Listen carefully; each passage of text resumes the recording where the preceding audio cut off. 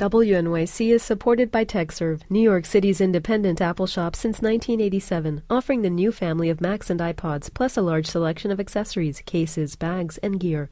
On-site and phone consultations available. TechServe, the Apple specialist, on West 23rd Street near 6th Avenue. You may listen to WNYC shows online or as podcasts. Maybe you're listening through our mobile app or tracking us on Facebook or Twitter. We'd like to know how we can serve you better on these platforms. Go to WNYC.org/feedback and register today.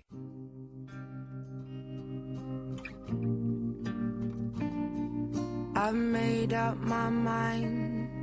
Don't need to think it over. If I'm wrong, I am right. Don't need to look no further. This ain't life. 2 Grammys and international success, all for a singer just shy of 21. This is Soundcheck. I'm John Schaefer.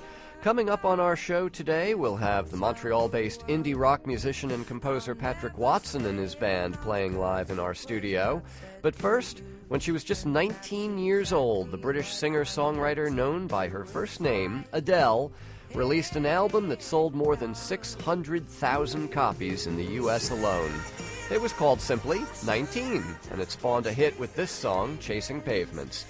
Now aged 20, she's won 2 Grammy Awards, appeared on Saturday Night Live, and was photographed for a fashion feature in Vogue magazine.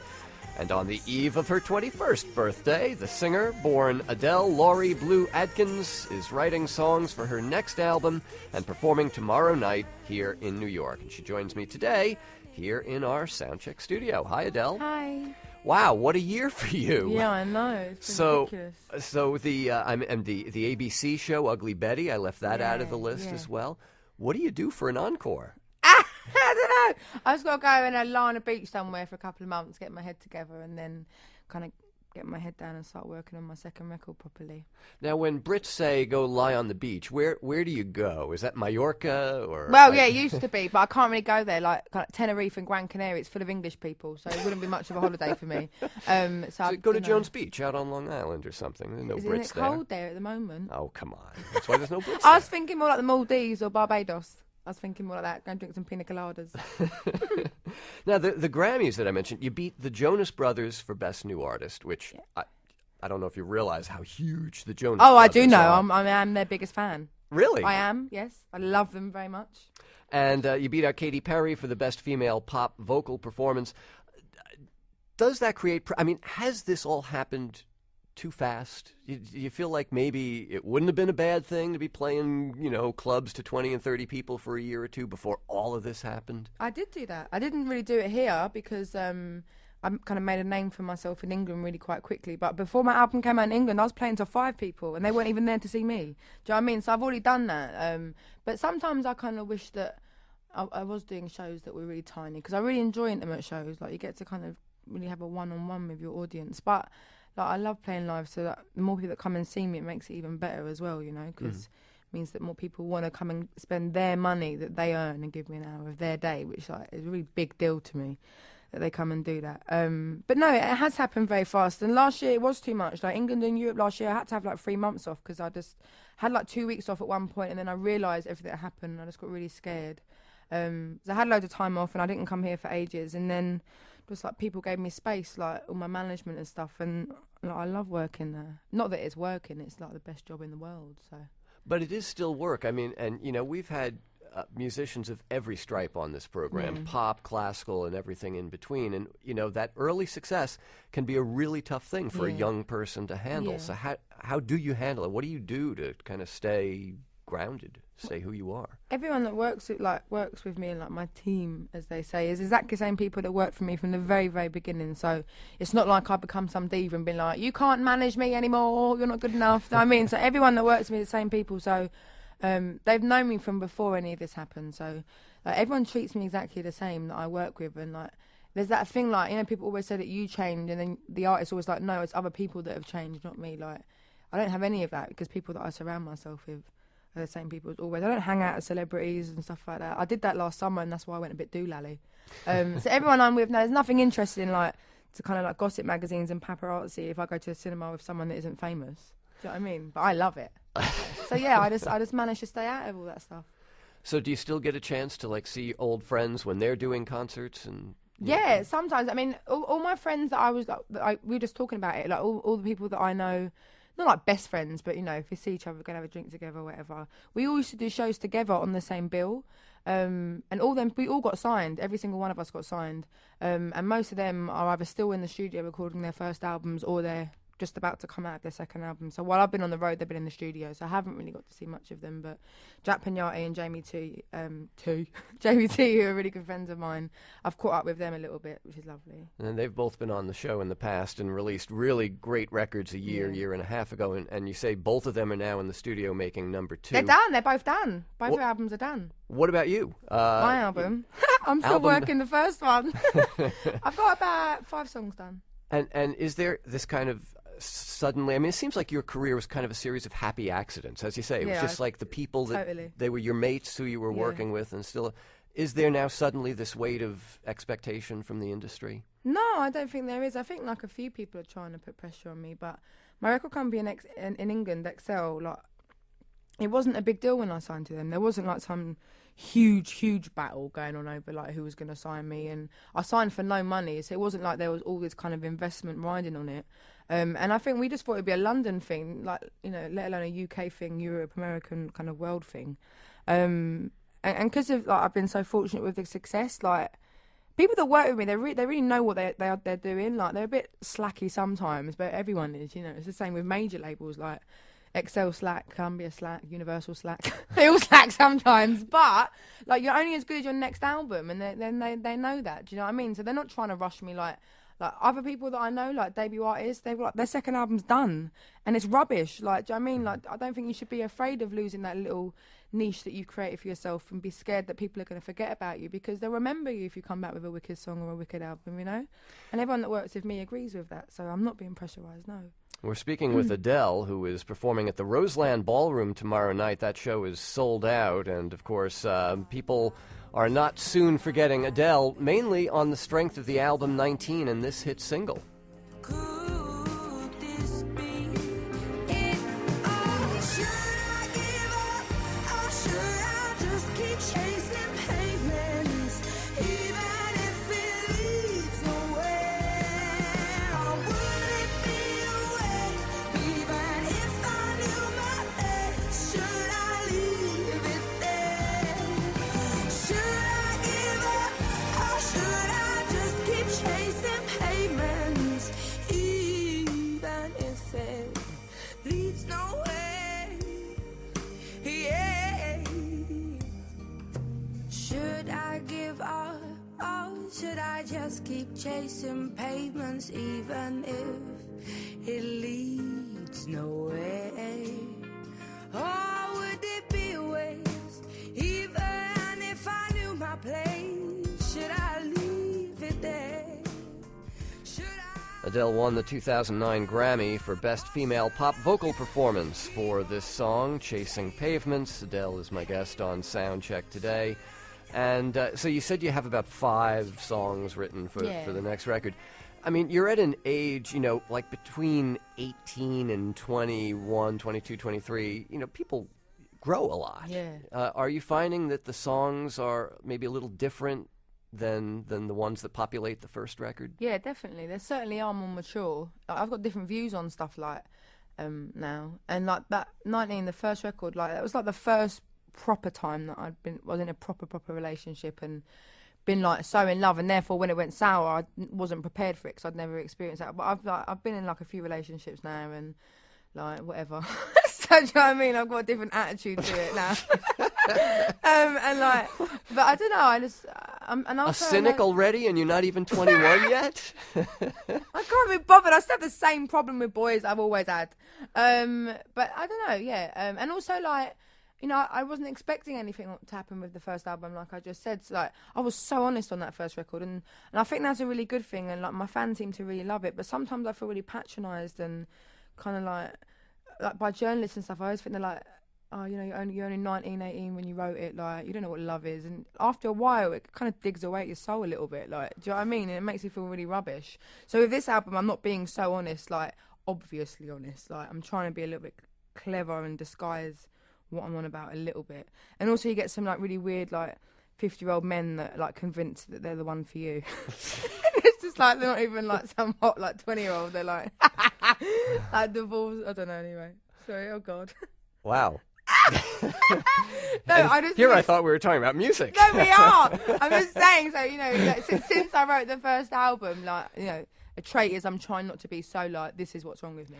Right. So you're not bearing your soul for everyone. Yeah, and like you know, my lyrics are more mature, and you know, I'm like my first album doesn't have one specific sound, and that was kind of intentional. Like I wanted it to be a mishmash of my favorite kind of music because I don't even know what kind of music I want to make that is known by me. You know. What did you listen to? You know, as a teenager. I mean, who were your favorites? When I was about 14, 15, I really got into Etta James, and she's my favourite singer ever. Etta James, the great American blues singer. And like she's the only artist that I really believe when I listen to her. And like Destiny's Child, like a huge part of like my teens. But like dirty pop, like Spice Girls and Britney and Backstreet Boys and Justin and the Jonas NSYNC. Brothers, as and you the said Jonas before. Brothers now, but you know Nick was probably about 5 when I was listening to the Spice Girls. But but then I started kind of getting into like Etta James and Roberta Flack and Karen Dalton and Billy Bragg and a bit of Bruce Springsteen and stuff like that, which I think was probably like a natural progression because I was into pop, and then my friend Dion's mum gave me like a Marvin Gaye 12-inch or something, and Dion got me into Destiny's Child, and then just natural kind of Well, once you get into Etta James, though, I mean, you're into some deep in the pocket kind of, you know, and you're performing with her. I am, the Hollywood next Bowl month. next month, yeah. What are you hoping for from that? Will you actually get to sing with her? I'm hoping so. I don't know. We haven't really. I haven't spoken to her. I don't have her number. I'm like, hey, it's Adele. You're right. I mean, I can't imagine doing that. But hopefully, yeah. I mean, I already cover her song in my set anyway. Like I do Fool That I Am, and sometimes I do I'd Rather Go Blind. But that's really hard to sing that song. But I would love to. Yeah, I would love to do a song with her. It'd be amazing. When you sing, the South London accent is not nearly as audible as when you speak. And one of our listeners, Dan, here in New York, leaves this comment on the website. Sounds to me like she has the same accent as Amy Winehouse. Are they from the same place? Yeah, well, I grew up in North London till I was 10. Might be that, I don't know. Maybe it's just because we're not posh like some of the other girls that come from London. And you both went to the same school, right? Yeah. That Brit School? The Brit School, yeah. What is that? I mean, it seems like they just churn out professional musicians. It's a free performing arts school in the shabbiest part of South London. It's in a place called Selhurst. It's in between like Fulton Heath and Croydon, which isn't that nice. But like you don't have to do jazz hands. Like you don't have to do like, kind of like Chicago, you know.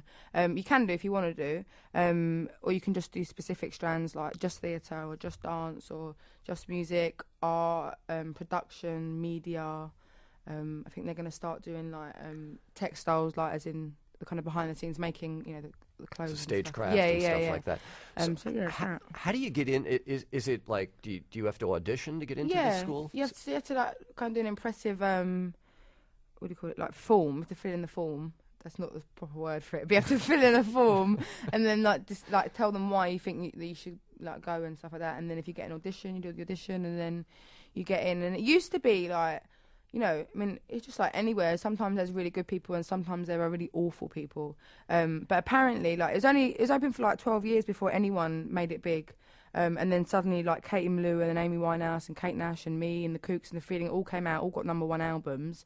And then all this attention was on the Brit School. And before they used to get about 500 applicants for the music course a year. And now I think they get over about 8,000. So it's harder to get in now. So they're doing something right. They are doing something. What are? Yeah. I mean, you've gone through it. What?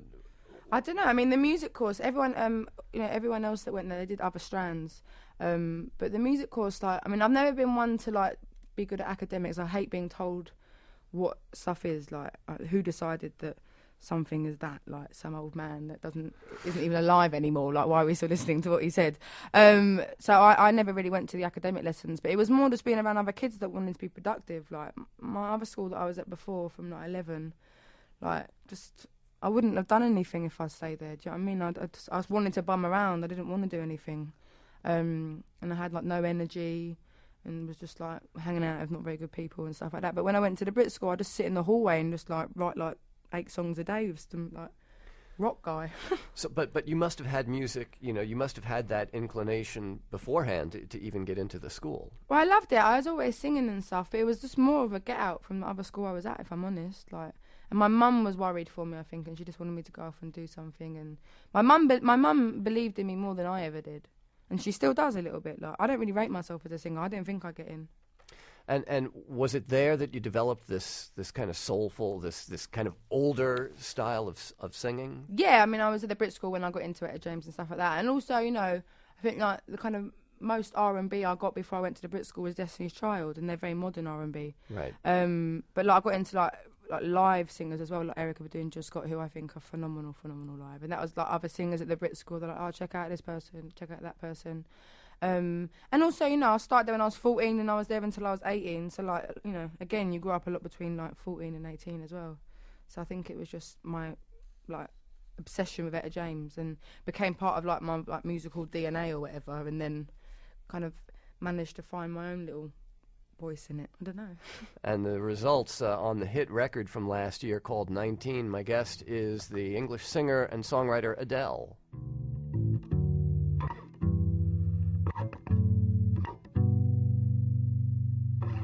Wait, do you see my heart on my sleeve? It's been there for days on end, and it's been waiting for you to open up yours too, baby. Come on now, I'm trying to tell you just how I like to hear the words roll out of your mouth. Finally, say that it's always been me that's made you feel a way you've never felt before, and I'm all you need, and that you never want more. Then you'd say all of the right things without a clue, but you'd save the best for last, like I'm the one for you. You should know that you're just a temporary fix. This isn't like routine with you. It don't mean that much to me. Oh, just a filler in the space. Best for Last is from Adele's record 19, her debut, released when she was 19 last year, sold over 600,000 copies here in the States. And with that, Adele has come a lot of attention, photo shoots and the TV appearance on Ugly Betty. It was actually on the finale of Ugly Betty, wasn't it? Yeah, I think it goes out on the 18th of May or something, I think. And the Saturday Night Live thing was, it happened to be the episode that Sarah Palin was hosting. But it wasn't even meant to, she wasn't even meant to be there that week. She was meant to be there the following week when Coldplay were the musical guests. So it's completely by accident, like... Something must have come up in that campaign, obviously, and she came a week early. So when I said before, your career has seemed like a series of happy accidents. That was yet another one. Oh yeah, that was the first accident. Like, and it blew me away, that show. Like, it was so nice to be asked anyway, because like an American institution, and like we don't have anything like that in the UK. Like, I mean, we have like, things like that we are treasured in the UK, but nothing like SNL. And I was just excited that Josh Brolin was hosting. I'm the biggest Goonies fan. I was like, oh my God. And I thought, and I've seen a few other episodes when I'd been here, and I was like, I didn't know who any of the presenters were. So when I found out it was someone that I've known forever, I was really excited. And then I found out she was on it, and then I was a bit like, oh, okay. But then I got really excited. Did you meet her? I did, yeah. And? Yeah, she was nice. Nicely done. We weren't discussing politics. Very nicely You know what she was? She was really nice. She just came over and said, hey, like, we're really big fans. She was really nice. Okay. 17 million people tuned in to see that. I heard. That broadcast. So Annie Leibovitz, who is one of the very few photographers in this country who you can mention her name and people will know who you're talking about, did this Vogue shoot for you. And you told Vogue that at one point you were a grunger, and then I told Anna Wintour I was a grunger. now she's the one that that film the Devil Wears Prada is modeled after. Yeah. So you had a run-in with her? I did, yeah, but I didn't even know who Anna Wintour was, right? Hamish Bowles came to interview me for the piece, so I was like dead excited because it's Vogue, and like who would have thought I'd be in Vogue, right? So he came and I loved him, and then I was having my final fitting at the Vogue office, like here in the city. And then everyone was like rushing around going, Anna wants to meet you. And I was going, who's Anna? Like, I was going, hey, Miss, who's Anna? The editor of Vogue. I was like, oh, right, yeah, Meryl Streep, yeah. So then I got really scared. And then everyone was like panicking because like it was kind of not that organised that we were going to say hello to each other. And then she was so nice and laid back when I met her. Like, I thought she was going to be horrible, but she was just lovely. And then she was like, what styles do you like? What styles did you used to be into? And I was like, well, I used to wear dog collars and like... And I tried to explain my Rude Girl days to her, but I couldn't really get it over. Like when I used to have like my hair gelled to my face. So now, you know, half the time when you read articles about you, Adele, people are talking about how glamorous you are and stuff. And here you are saying, you know, who would have ever thought of me in Vogue? Are you getting used to thinking of you in Vogue? No, I'm still not really, no, not at all. Like, I'm starting to get into fashion now. I used to be really into like vintage clothes, like not like some like collector or anything, but when I was like 12, 13, 14, I used to like love just looking ridiculous in like loads of different mishmash patterns and stuff. And then I just like, I couldn't really be bothered, and I was just like, whatever, I just wear my school uniform all the time, even on the weekends. No, I'm joking. And then I don't know. I'm getting into designer stuff now, probably because like when I do shoots, like because people are more aware of me, more people want me to wear their clothes, so I get to look at nicer stuff. But like I'm in my pajamas. I've been in my pajamas for like a week. Do you know what I mean? I've been on a tour bus. I've just got leggings and a jumper on. Got some nice little Chanel's on though. So the next time Anna Wintour has occasion to ask you who you're wearing, you'll actually have an answer. I actually have an answer, yeah. All right. Adele, tomorrow is the gig at Roseland Ballroom, which is sold out. It also happens to be your 21st birthday. Yeah. Big milestone for Americans. Is it for you as well? Yeah, it is. I mean, I don't drink anymore, but it was annoying last year when I couldn't drink it. Right, because, of I'm course... the baba. Yeah. Yeah. 20 in New York is not old enough. No. We'll wrap up with a little bit of your cover of Bob Dylan's song, Make You Feel My Love. Adele is my guest. The album is called 19. Thanks for being with us. Thank you very much. And happy birthday a day in advance. Thank you. Blowing in your face, and the whole world is on your case. I could offer you a warm embrace to make you feel my love. When the evening shadows and the stars appear, and there is no one there to dry your tears, I could hold you for a million years to make you feel my love.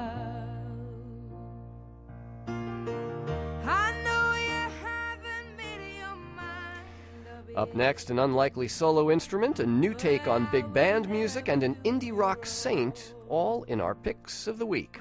And later, the Montreal-based musician Patrick Watson has crossed paths with people like Philip Glass and James Brown, but his sound is somewhere between classical music and indie rock.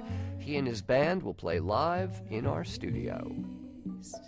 I will sleep in your wooden arms tonight, in your wooden arms.